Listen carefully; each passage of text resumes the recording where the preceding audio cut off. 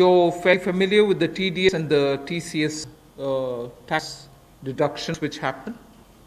We have now from, let us say, tomorrow till 31st March 2021, reduced the TDS rates and the TCS rates by 25% of the existing rate. So if the existing rate is 100, it will be reduced by 25%. This shall apply to all payments, if a payment for contracts or professional fees or interest or rent or dividend or commission or brokerage. All of these will be eligible for this 25% rate reduction. Through this, and as said, this will be coming into force from tomorrow and last till March 31st, 2021.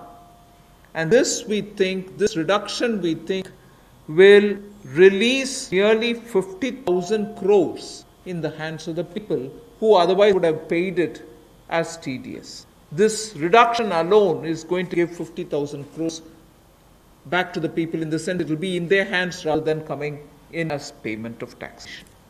The next is a set of dates which are getting extended for direct tax, some of the measures that we are taking.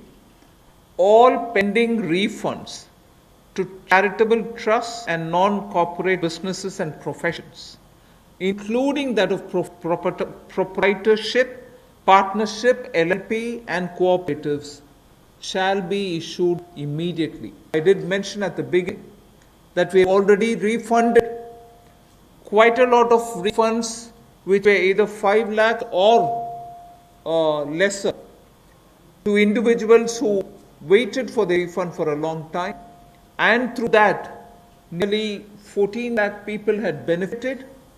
Now we are saying that the pending refunds of all charitable trusts, non-corporate businesses, professions, proprietorships, partnerships, LLPs and cooperatives, many of whom can be very small. Many of these are in cooperative sectors, many are MSMEs, many are small partnerships. All their refunds will be given immediately, which will mean that they will get their due money, that's their money, they will get it back in their hands without any delay. Then the due date of all income tax returns for the year 2019-2020 are now being extended from 31st July 2020 and 31st October 2020 to 30th November 2020. And tax audits from 30 September 2020 is being changed to 31st October 2020. So that is a measure which will help people not to worry about how they are going to do their compliance, will they be able to file their returns or not. So that is a step which we take.